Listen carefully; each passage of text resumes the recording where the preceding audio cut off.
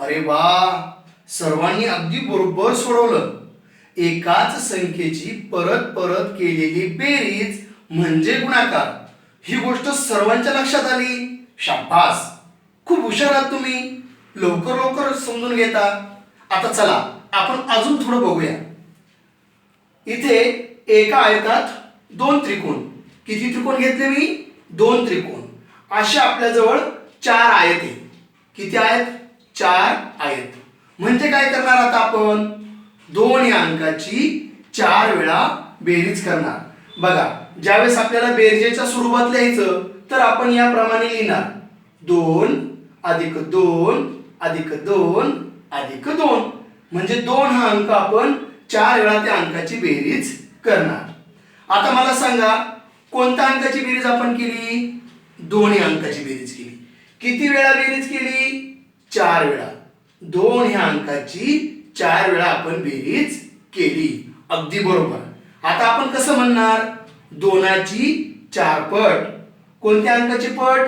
2 अंक. एकाच आयतात दोन त्रिकोण आहे. 2 2 2 चा गट आहे म्हणून 2ची 4 पट. 2ची 4 पट असं आपल्याला लिहायचंय. हेच आपण गुणाकाराच्या रूपात 2 गुणिला 4 या प्रकारे लिहू शकतो. आणि ज्यावेळेस आपण यांचं उत्तर काढणार 2 गुणिला 4 बेचोक 8, हे जे आपलं उत्तर येणार याला आपण गुणाकार असं म्हणणार. 8 हा आपला गुणाकार आला. समजते तुम्हाला? परत एकदा बघा. इथे आता मी एका आयतात 3 फुलं काढली. किती फुलं एका आयतात? 3. असं आपण किती वेळेस किती आयत घेतलेले? 2. म्हणजे आपण काय करणार?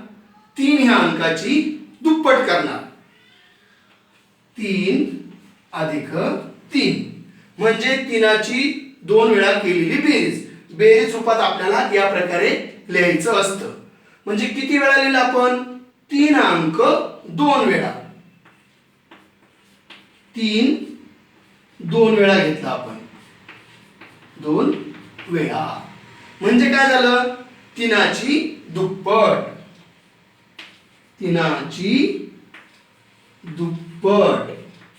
मग हेच आपल्याला गुणाकार रूपात पण लिहायचंय. आपल्याला सर्व क्रिया समजल्या पाहिजे. बेरीज रूपात लिहायचं असेल तर ह्याप्रमाणे लिहायचं. किती वेळा कोणता अंक किती वेळा घेतला हे जर आपल्याला सांगायचं तर 3 हा अंक 2 वेळा घेतला हेही सांगता आलं पाहिजे. 3ची दुप्पट असंही सांगता आलं पाहिजे. आणि गुणाकार रूपात लिहा असं जर म्हटलं तर आपण काय करणार?